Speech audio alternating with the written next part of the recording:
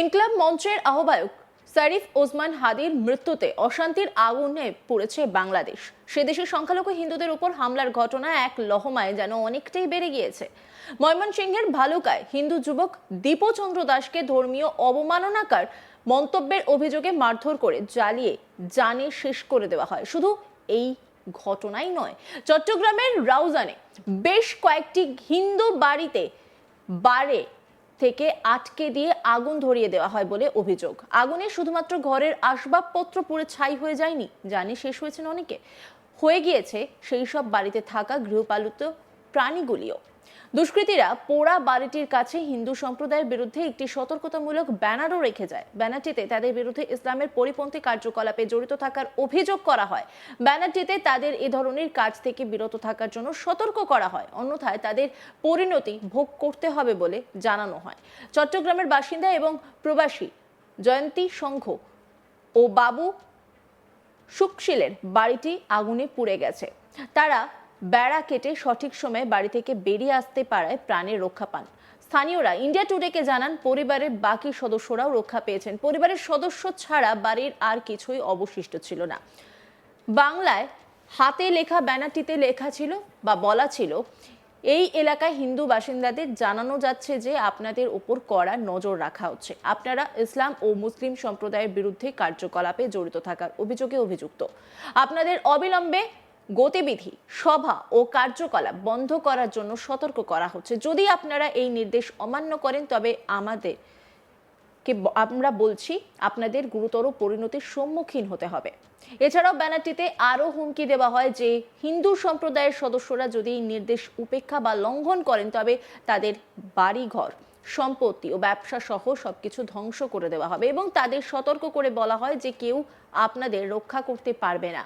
ব্যানারটিতে লেখা ছিল, এটি শেষ সতর্কতা, যে কোনো প্রতিরোধের ফলে গুরুতর ব্যবস্থা নেওয়া হবে।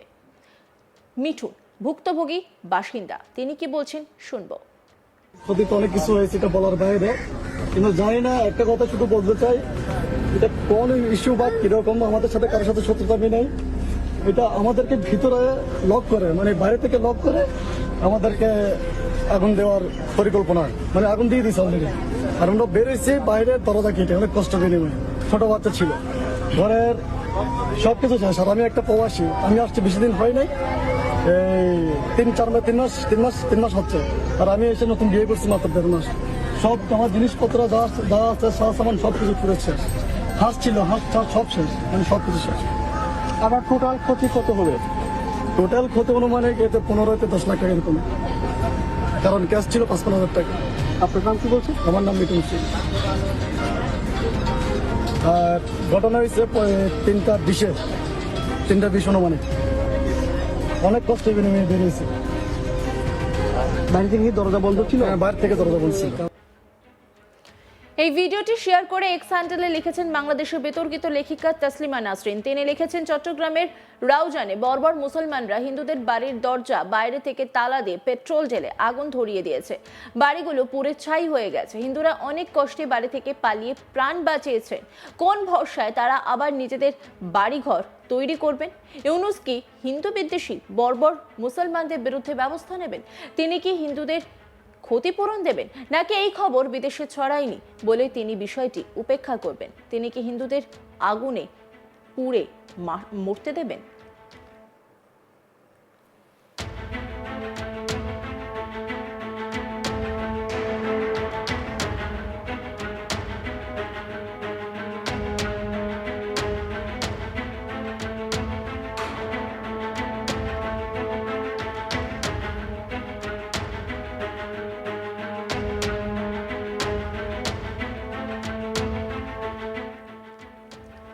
বাংলাদেশের সংখ্যালঘুদের উপর হামলার ঘটনা ঘটেই চলেছে। ময়মনসিংহের দীপচন্দ্র দাসই নয়, বাংলাদেশের চট্টগ্রামে বৌদ্ধ ও হিন্দু 5টি সংখ্যালঘু পরিবারকে বাইরে থেকে দরজা আটকে আগুন লাগিয়ে দেওয়া হয় বলে অভিযোগ। চট্টগ্রামের রাউজানে গভীর রাতে দুর্বৃত্তরা ঘরের বাইরে থেকে দরজা বন্ধ করে আগুন লাগিয়ে বৌদ্ধ ও হিন্দু সম্প্রদায়ের 5টি সংখ্যালঘু পরিবারকে পুড়িয়ে জানের শেষের চেষ্টা করেছে বলে অভিযোগ উঠছে। রাউজান সদরের পৃথক 2টি ওয়ার্ডের 5টি বাড়িতে আগুন দেওয়া হয়। চাঞ্চল্যকর এই ঘটনাটি ঘটেছে 19 ডিসেম্বর শুক্রবার গভীর রাতে রাউজান পৌরসভার 7, 8 ও 9 নম্বর ওয়ার্ডে ভুক্তভোগীরা জানান বৃহস্পতিবার ভোরে বাইরে থেকে দরজা বন্ধ করে দিয়ে ঘরে আগুন দেওয়া হয়। এতে একটি বাড়ি পুড়ে গেলেও কেউ হতাহত হননি। ঘটনাস্থল থেকে নমুনা সংগ্রহ করছে পুলিশ। জানা গিয়েছে ভোরে রাউজান সদরের 7 নম্বর ওয়ার্ডের কেউটিয়া গ্রামের লক্ষিন্দর মাঝির বাড়ি সাধন বড়ুয়ার ঘরে অগ্নিসংযোগ করা হয়। অন্যদিকে একই ইউনিয়নের 9 নম্বর ওয়ার্ডের কেউটিয়া গ্রামের কুলালপাড়ায় বাইরে থেকে ঘরের দরজা বন্ধ করে সোনা পালের 3 ছেলে অধীর পাল, পরাণ পাল ও প্রভাত পাল এবং কামিনী মোহন পালের ছেলে টুন্টু পাল নামে 4 জনের বসত ঘরেও আগুন দেওয়ার চেষ্টা করা হয়। স্থানীয়রা দ্রুত এগিয়ে এলে দুর্বৃত্তরা পালিয়ে যায়। 4টি বসত ঘরের সামনে থেকে কেরোসিন মিশ্রিত বিভিন্ন ধরনের কাপড়ের টুকরো এলোমেলোভাবে মাটিতে ছড়িয়ে ছিটিয়ে থাকার প্রমাণ পায় পুলিশ। ভুক্তভোগী সাধন বড়ুয়া বলেন, এটি কোনো দুর্ঘটনা নয়, পরিকল্পিতভাবে আমার পরিবারকে পুড়িয়ে হত্যার চেষ্টা করা হয়েছে। তিনি কি বলছেন শুনবো। রাত্রে যখন মানে জোরে আওয়াজ করে বলা হচ্ছে যে মানে এখানে মানে সবাই এগিয়ে আসেন, আগুন লাগছে, তখন আমরা এই আওয়াজ শুনে মানে এই কথাটা ওই শব্দ শুনে আমরা ঘুম থেকে উঠে তাড়াতাড়ি মানে দৌড়ে আসছি, আমার ছেলে সহ আমরা সব প্রতিবেশী যারা আছি। তো এখানে এসে দেখতেছি যে যে ওনাদের ঘরে প্রথমে যে এদের ঘরে গেলাম, বিমল তালুকদারের ঘরে, ওনাদের ঘরে মানে আগুন জ্বলতেছে এবং ওই সময় মানে একটু মোটামুটি নিভে আসছে, ধোঁয়া উঠতেছে তখন।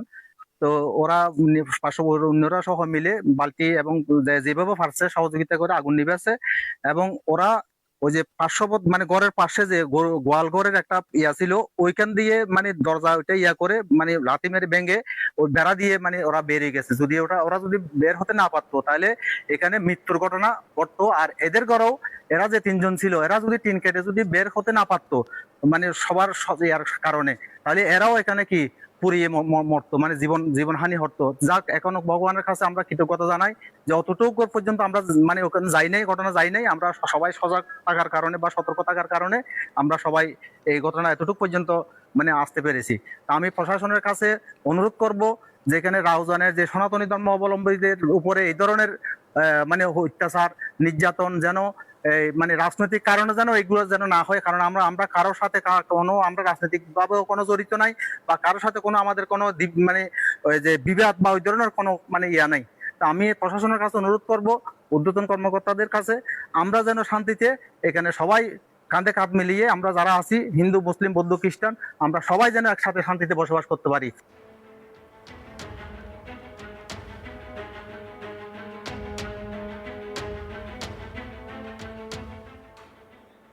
অন্যান্য খবরের আপডেটের জন্য অবশ্যই নজর রাখুন আজ তাক বাংলার ইউটিউব স্ট্রিমিংয়ে। লাইক, কমেন্ট, শেয়ার এবং সাবস্ক্রাইব করতে ভুলবেন না।